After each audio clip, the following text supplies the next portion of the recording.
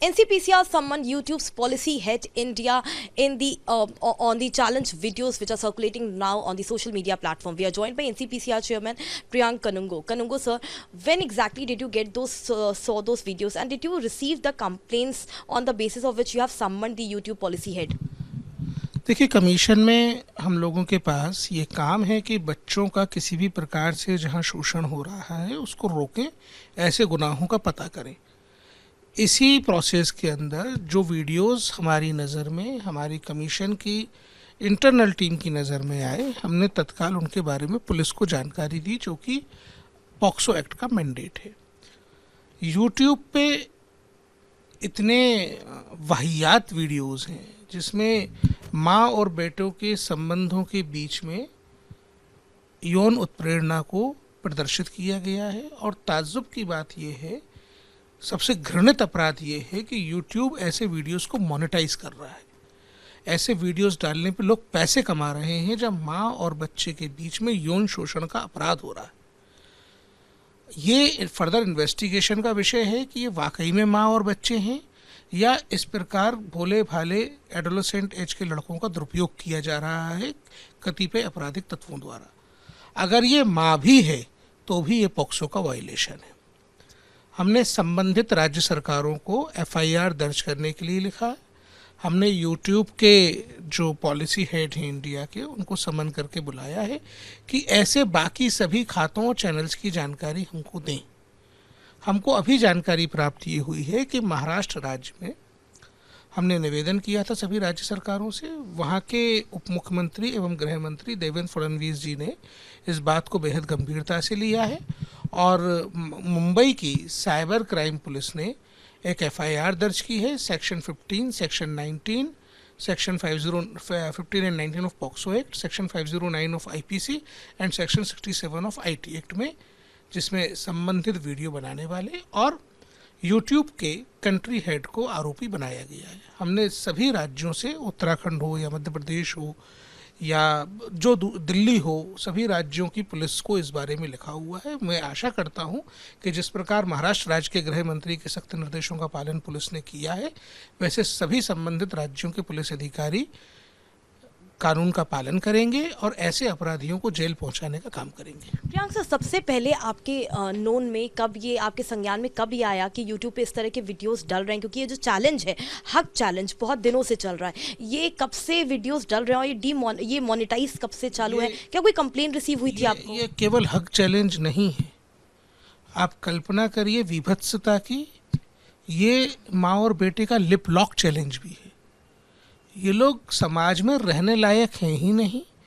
उसमें जिस तरीके से वो लोग अपील कर रहे हैं, किसी भी तरीके से व्यूज़ बढ़ें, लाइक बढ़ें और मोनेटाइज हो वीडियो और उनको पैसा मिले, ये सारी जानकारी यूट्यूब के कंट्री हेड हमको देंगे। बहरहाल हमने कानून का पालन किया है। जब जब जैसे जैसे जो वीडियो हमारी इंक्वायरी टीम को मिलता गया, हम तब तब तैसे तैसे उसको पुलिस को देते गए हैं।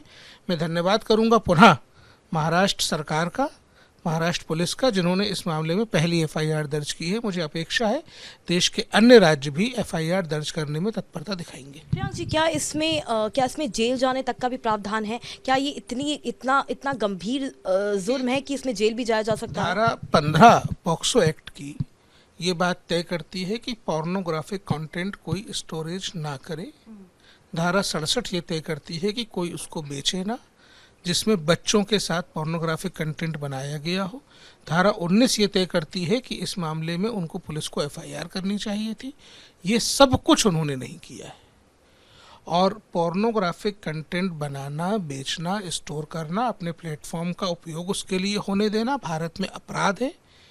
यहाँ पे चूंकि वो मोनेटाइज कर रहे थे, इसलिए वो पोर्न, खासतौर पे चाइल्ड पोर्न बेचने वाले अपराधियों की श्रेणी में गिने जाएंगे। क्या प्रॉपर गाइडलाइन होने चाहिए इसके लिए? क्या प्रॉपर स्ट्रिंजेंट रूल्स होने चाहिए? भारत में प्रॉपर कानून है, प्रॉपर गाइडलाइन है, उन्हीं कानूनों के पालन में FIR हुई है।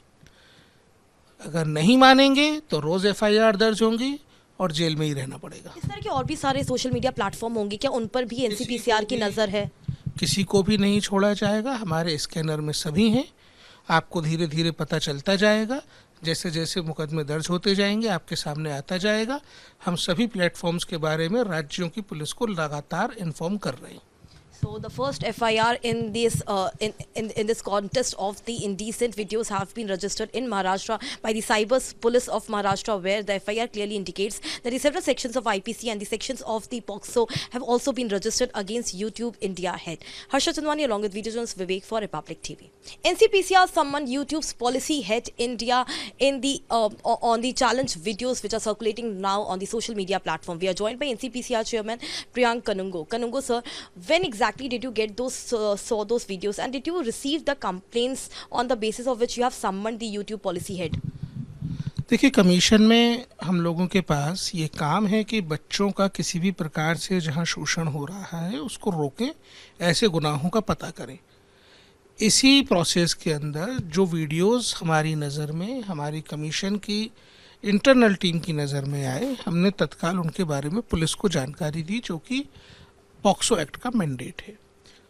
यूट्यूब पे इतने वाहियात वीडियोस हैं जिसमें माँ और बेटों के संबंधों के बीच में यौन उत्प्रेरणा को प्रदर्शित किया गया है, और ताज्जुब की बात यह है, सबसे घृणित अपराध ये है कि यूट्यूब ऐसे वीडियोस को मोनेटाइज कर रहा है। ऐसे वीडियोस डालने पे लोग पैसे कमा रहे हैं जब माँ और बच्चे के बीच में यौन शोषण का अपराध हो रहा है। ये फर्दर इन्वेस्टिगेशन का विषय है कि ये वाकई में माँ और बच्चे हैं या इस प्रकार भोले भाले एडोलेसेंट एज के लड़कों का दुरुपयोग किया जा रहा है कतिपय आपराधिक तत्वों द्वारा। अगर ये माँ भी है तो भी ये पॉक्सो का वायलेशन है। हमने संबंधित राज्य सरकारों को एफआईआर दर्ज करने के लिए लिखा। हमने यूट्यूब के जो पॉलिसी हेड हैं इंडिया के, उनको समन करके बुलाया है कि ऐसे बाकी सभी खातों और चैनल्स की जानकारी हमको दें।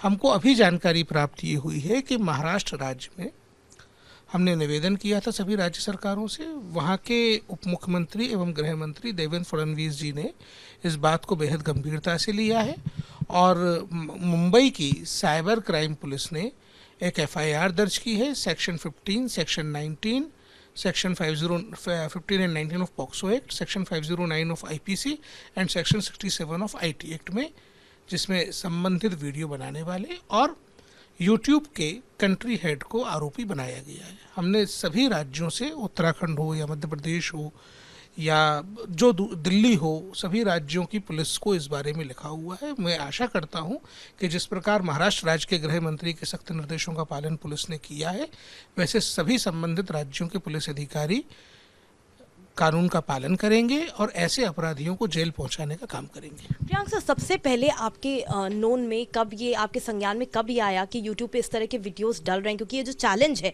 हक चैलेंज, बहुत दिनों से चल रहा है। ये कब से वीडियोस डल रहे हैं और ये मोनेटाइज कब से चालू है? क्या कोई कंप्लेन रिसीव हुई थी आपको? ये केवल हक चैलेंज नहीं है।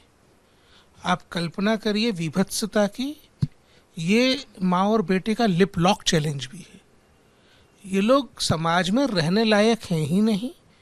उसमें जिस तरीके से वो लोग अपील कर रहे हैं, किसी भी तरीके से व्यूज़ बढ़ें, लाइक बढ़ें और मोनेटाइज हो वीडियो और उनको पैसा मिले, ये सारी जानकारी यूट्यूब के कंट्री हेड हमको देंगे। बहरहाल हमने कानून का पालन किया है। जब जब जैसे जैसे जो वीडियो हमारी इंक्वायरी टीम को मिलता गया, हम तब तब तैसे तैसे उसको पुलिस को देते गए हैं।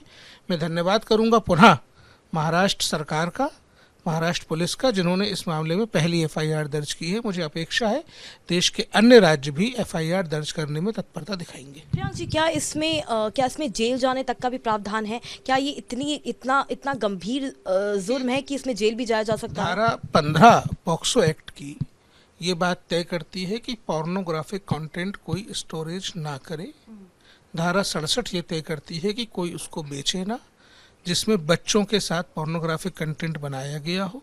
धारा 19 ये तय करती है कि इस मामले में उनको पुलिस को एफआईआर करनी चाहिए थी। ये सब कुछ उन्होंने नहीं किया है। और पोर्नोग्राफिक कंटेंट बनाना, बेचना, स्टोर करना, अपने प्लेटफॉर्म का उपयोग उसके लिए होने देना भारत में अपराध है।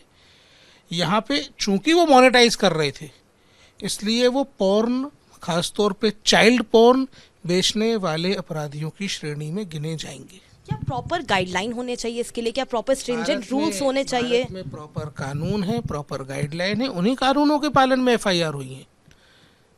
अगर नहीं मानेंगे तो रोज एफआईआर दर्ज होंगी और जेल में ही रहना पड़ेगा। इस तरह के और भी सारे सोशल मीडिया प्लेटफॉर्म होंगे, क्या उन पर भी एनसीपीसीआर की नज़र है? किसी को भी नहीं छोड़ा जाएगा। हमारे स्कैनर में सभी हैं।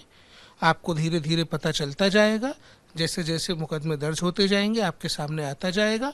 हम सभी प्लेटफॉर्म्स के बारे में राज्यों की पुलिस को लगातार इन्फॉर्म कर रहे हैं। So the first FIR in this in this contest of the indecent videos have been registered in Maharashtra by the Cyber Police of Maharashtra, where the FIR clearly indicates that the several sections of IPC and the sections of the POCSO have also been registered against YouTube India head. Harsha Chandwani along with video journalist Vivek for Republic TV.